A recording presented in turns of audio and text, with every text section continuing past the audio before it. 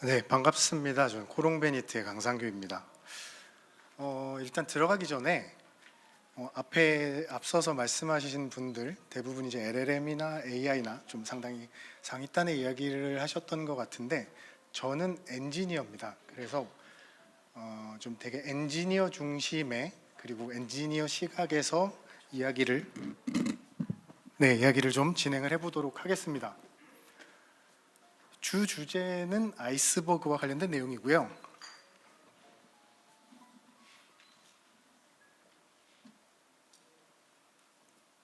네, 먼저 도입 사례를 간략하게 살펴보고 그 다음에 아이스버그에 대해서 좀 이야기를 해보겠습니다. 다음에 플랫폼 그리고 임팔라와 하이브와 관련된 성능에 대한 얘기도 잠깐 담아봤습니다. 아이스버그를 검색하면 이 내용이 제일 많이 나올 거예요. 저 그림도 많이 보셨을 테고요. 근데 잘 이해가 되지가 않죠. 저도 너무너무 힘들었습니다. 정말 고통스러운 시간이었습니다. 공부하느라고. 그래서 제가 조금 정리를 해봤는데요. 우선 이 부분을 강조하고 싶습니다. 아이스버그는 데이터베이스가 아니다. 아까 엔지니어라고 말씀을 드렸잖아요. 제가 가장 많이 받는 질문은 왜 업데이트가 안 돼요? 아이스버그는 뭐예요? 하이브는 뭡니까? 임팔라는 뭡니까? 트리노는 뭐가 다르죠? 이런 질문을 제일 많이 받습니다. 그래서 좀 그 차이점을 제 나름대로는 쉽게 설명을 해보기 위해서 다음 내용을 준비를 해봤습니다. 아마 제일 적절한 그림이라고 생각이 돼서 이 그림을 한번 넣어봤습니다. 우리가 데이터라고 하면, 활용하는 데이터라고 하면 다양한 종류들이 있을 거고 다양한 모양들이 있을 겁니다. 대부분의 경우 빅데이터 플랫폼, 빅데이터 시스템 같은 경우에는 왼쪽, 그리고 우리가 흔히 알고 있는 RDBMS 같은 경우에는 오른쪽 그림을 떠올리시면 이해가 좀 쉬울 것 같아요. 자, 어떤 의미냐면 이 부분을 참고해 주시면 좋을 것 같은데요. 가장 큰 차이점은 이겁니다. 일반적인 RDBMS, 과거의 데이터를 저장하고 가져왔던 DBMS 같은 경우에는 핵심 키워드가 스키마 온 라이트, 데이터를 넣을 때 스키마가 필요했었고요. 우리가 흔히 접근하는 데이터 플랫폼, 하두비라든지 혹은 오브젝트 스토리지 등등 많이 사용을 하고 계실 텐데요. 그 경우에는 우리가 데이터에 접근을 할 때, 그리고 데이터를 쌓을 때 스키마 온 리드라는 방식을 사용을 합니다. 가장 큰 차이점은 보시는 것과 같은데요. RDBMS에 데이터를 넣을 때는 예쁘게 모양을 만든 다음에 정해진 틀에 맞춰서 넣어야 하고요. 우리 흔히 말하는 빅데이터 플랫폼 같은 경우에는 일단 저장하고 그 위에 스키마를 씌우는 방식으로 데이터에 접근하게 됩니다. 이 두 가지를 기억하시면 이후에 설명하는 내용들도 좀 이해가 쉬우실 것 같거든요. 자, 제가 여기에 이렇게 선을 그어 놓은 것도 좀 의미가 있으니까 좀 기억을 해주시면 좋을 것 같습니다. 자, 그래서 우리가 데이터 플랫폼이나 혹은 다른 빅데이터 플랫폼이라든지 혹은 하이브, 임팔라 등등을 이용하면서 가장 가려운 부분, 업데이트가 안 된다는 부분인데요. 이게 왜 되고 안 되는지에 대해서 간략하게 좀 설명을 해봤습니다. RDBMS에서 업데이트 같은 경우는 보시는 것과 같이 이루어집니다. 일단 데이터 파일 자체가 정해져 있는 틀 안에 정해져 있는 형식대로 들어가 있고요. 그 다음에 업데이트라는 명령을 날리게 되면 테이블 락이라는 과정을 거치고 그 이후에 언두라는 별도의 영역에 이전 데이터를 저장합니다. 그럼 원래 데이터 파일에는 그 값이 삭제가 될 거고요. 이후에 값을 써넣는 과정을 거칩니다. 그리고 마지막에 커밋을 하게 되면 언두에 적혀있던 파일이 데이터가 사라지게 되는 과정을 거칩니다. 모든 RDBMS가 다 그런 건 아니지만 일반적으로 RDBMS에서 업데이트가 이루어지는 과정입니다. 자, 그러면 다음에는 우리가 흔히 알고 있는 빅데이터 시스템, 뭐 일례로 오브젝트 스토리지나 HDFS 파일 시스템에서 어떻게 하면 업데이트를 할 수 있는가, 네, 보시는 것과 같이 이루어집니다. 이래서 안 되는 이유, 어려운 이유라고 보시면 될 것 같아요.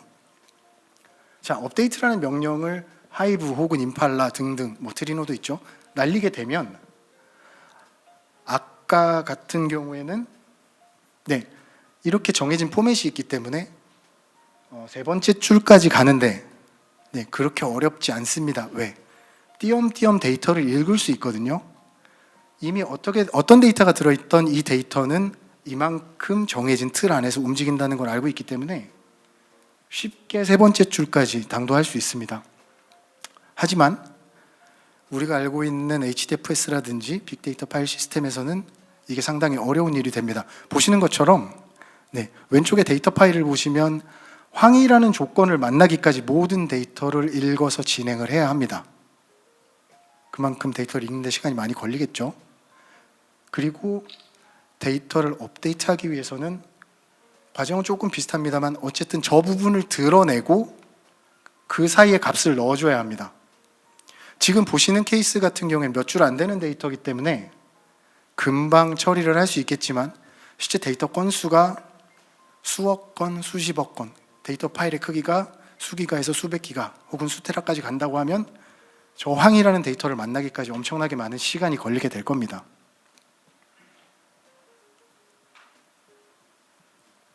자, 여기서 아이스버그와 기존의 레거시, 일반적인 익스터널 테이블과의 차이점인데요.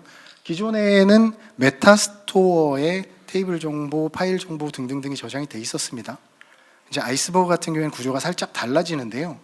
테이블과 파일에 대한 정보들이 메타데이터에 그대로 들어가는 것이 아니라 메타데이터 포인터라는 녀석으로 대체됩니다.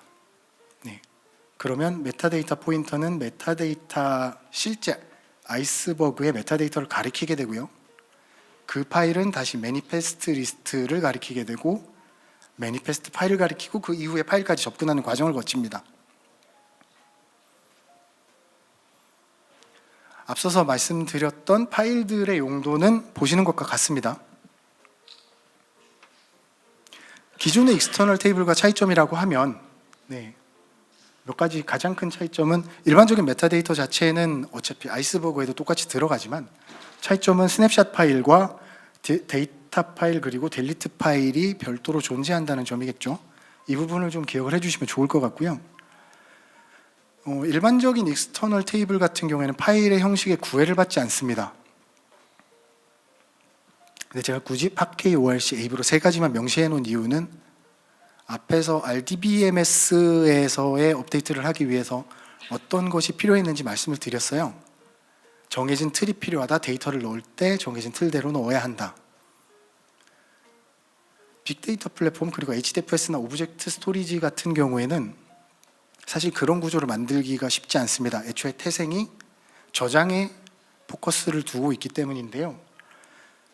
PAC나 ORC나 AV로 같은 경우에는 어느 정도 구조화된 파일이기 때문에 이후에 보여드리는 이런 과정들이 가능해지게 됩니다.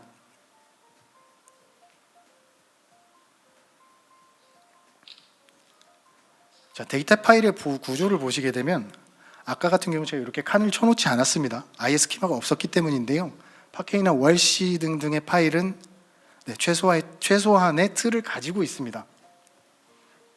그렇기 때문에 RDBMS처럼 전용 파일만큼은 아니겠지만 보시는 것처럼 어느 정도의 틀을 가지고 있기 때문에 내가 원하는 자리까지 찾아가기에 시간이 훨씬 줄어듭니다.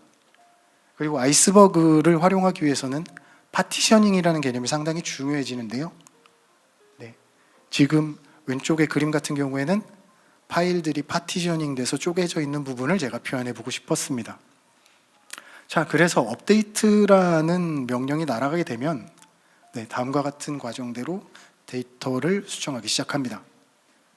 일단 데이터 파일에서 파티션된 파일 중 내가 원하는 데이터가 어디 있는지를 찾습니다. 처음부터 읽어야 할 필요는 없고요. 앞에서 말씀드렸던 것처럼 매니페스트 파일이라든지 메타데이터 파일 안에 관련된 정보가 있기 때문에 그 데이터를 찾아갑니다. 일단 데이터 파일들이 많이 쪼개져 있고 어느 정도의 틀을 갖추고 있기 때문에 저기 황희까지 찾아가는데 시간이 상당히 줄어들겠죠. 그래서 그 파티션 파일을 찾아내고 나면 그 이후의 과정은 애초에 플랫폼의 한계를 벗어날 수는 없기 때문에 보시는 것처럼 데이터 파일의 카피를 만들고 그 이후에 원래 데이터를 덮어쓰는 과정을 거치게 됩니다. 빨간색으로 표시하는 부분인데요. 황희의 생일을 고치려면 일단 원본 데이터를 한 벌 카피를 해두고 실제 원본 데이터에 저 값을 수정을 합니다. 그리고 이후에는 아까 커밋과 비슷한 과정을 거치게 되죠. 파일이 바뀌었기 때문에 오리지널 파일을 삭제를 하고 메타데이터를 업데이트하고 그리고 스냅샷 기능이 있기 때문에 스냅샷을 새로 생성합니다. 자, 여기서 아이스버그의 두 가지 업데이트 방식이 존재하는데요. 하나는 copy on write라는 방식이고 하나는 merge on read입니다. 업데이트라는 명령을 날렸다고 해서 내가 지금 당장 그 데이터를 가져다 쓸 건 아니기 때문에 그 부분에 있어서 자원 사용량을 줄이려는 그런 기능을 제공을 합니다. 그래서 앞선 케이스 같은 경우에는 일단 업데이트를 하는 순간 파일들을 교체하는 방식이고요. 두 번째 같은 경우에는 업데이트 정보만 기재를 해놨다가 마지막에 실제 데이터를 읽기 직전에 업데이트를 하는 그런 두 가지 방식 중 하나를 선택해서 활용할 수 있습니다.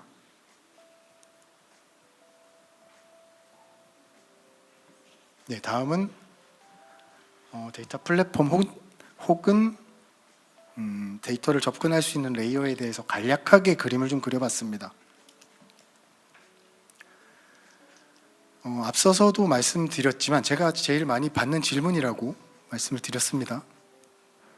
임팔라, 하이브, 아이스버그, 기타 등등등과 RDBMS 무슨 차이가 있어요? 똑같이 SQL을 날리는데. 네. 중간중간 말씀드렸지만 RDBMS 고전적인 방식의 데이터베이스, 데이터 저장 방식 같은 경우에는 하나의 통으로 이루어져 있습니다. 오라클이 됐던 MySQL이 됐던 기타 RDBMS 같은 경우에는 정해진 엔진이 있고 그 엔진을 통해서 정해진 틀대로 데이터를 넣도록 하나의 통으로 구성이 되어 있는데요. 우리가 지금 많이 접하는 그리고 LLM을 하기 위해서도 AI를 위해서도 데이터 처리가 상당히 중요할 텐데 그 데이터들이 저장되는 방식 같은 경우에는 이런 구조를 이룬다고 생각하면 될 것 같습니다. 데이터를 예쁘게 만들어서 잘 저장하는 것보다 일단 많은 데이터들을 먼저 저장하고 나중에 데이터를 잘 가져다 쓰자라는 컨셉인 거죠. 그래서 실제 물리적인 레이어가 존재하고 그 위에 OS가 있고 우리가 알고 있는 빅데이터라고 하는 흔한 스토리지 같은 경우에는 어플리케이션 레이어에서 처리되는 그런 파일 시스템일 거고요. 그 위에 다양하게 데이터에 접근할 수 있도록 하는 많은 엔진들이 존재합니다. 가장 많이 쓰는 것들을 몇 가지를 나열을 해봤습니다. 이 케이스는 제가 이제 다른 제조사에서 클러스터를 구성했던 케이스인데요. 근데 요거는 좀 짧게 넘어가도록 하겠습니다.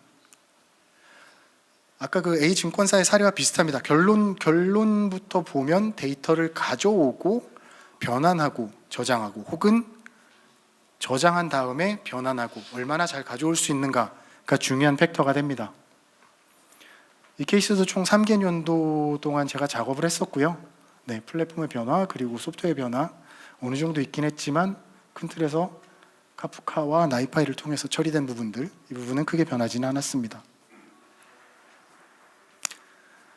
다음은 성능 비교를 조금 넣어봤습니다. 사실 제약이 좀 있었기 때문에 다양한 데이터 소스에 대해서 처리 시스템에 대해서 비교를 하지는 못했는데요. 제가 사업을 진행을 하면서 프로젝트를 진행하면서 접근할 수 있었던 부분에 대해서 비교를 해봤습니다. 좀 빠르게 진행을 할게요. 실제 데이터 처리 성능 비교는 TPC-H 보시는 것과 같은 참고를 해주시면 될 것 같아요. 딱 요만큼의 데이터를 기준으로 몇 개의 쿼리를 선정해서 진행을 해봤습니다. 쿼리의 예시고요. 네, 이런 쿼리들이 총 22개 제공이 됩니다. 그래서 이 쿼리를 돌렸을 땐 저런 데이터가 나온다. 예시를 제가 담아봤고요. 네, 이 장표 같은 경우에는 HDP의 하이브와 CDP의 하이브 그리고 CDP의 임팔라 기준으로 비교를 해본 장표입니다. 지금 모 증권사에서 수행하고 있는 프로젝트의 결과고요. 좀 작아서 잘 보이실지 모르겠는데 어쨌든 임팔라가 하이브보다 조금 빠르다는 결과를 얻을 수 있었고요. 그리고 아이스버그 테이블 같은 경우에는 현재 파케이 파일로 디폴트 값으로 저장이 되어 있기 때문에 스키마가 있는 파케이 파일이 데이터를 조금 더 빨리 가져온다는 결과를 얻을 수 있었습니다. 오히려 CDP 같은 경우에 노드스가 작은데도 네, 결과가 더 잘 나왔거든요. 그래서 앞으로 데이터를 활용하실 때 다양한 포맷들, 이런 포맷들 특성을 이해를 하고 접근을 하시면 조금 더 좋은 결과를 낼 수 있지 않을까 생각합니다. 네, 마지막 장표인데요. 이 경우에는 클라우드의 데이터 서비스, 컨테이너라이즈드 클러스터에서의 데이터 접근과 기존의 CDP 임팔라의 데이터 접근 성능 비교를 좀 해봤습니다. 거기에 아울러서 네, 포스트그레스QL, RDBMS와의 차이점도 좀 궁금해하실 것 같아서 넣어봤습니다. 어쨌거나 TPCH 쿼리 같은 경우에는 기본적으로 RDBMS의 성능을 측정하기 위해서 만들어진 쿼리이기 때문에 네, 전체적으로 사양이 상당히 낮은 포스트그레스QL에서도 결과가 잘 나왔다는 거를 네, 확인하실 수가 있고요. 쿼리 10번, 저게 아까 앞서서 보여드렸던 22번 쿼리인데요. 22번 쿼리에서는 오히려 노드스와 메모리가 훨씬 많이 네, 할당된 임팔라 클러스터보다 성능이 좋게 나온 걸 확인할 수 있었습니다.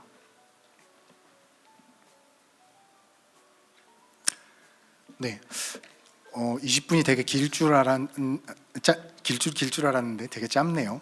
네.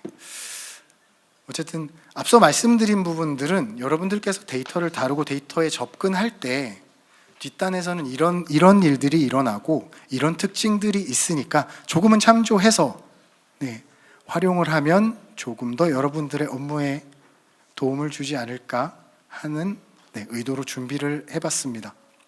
이상입니다. 감사합니다.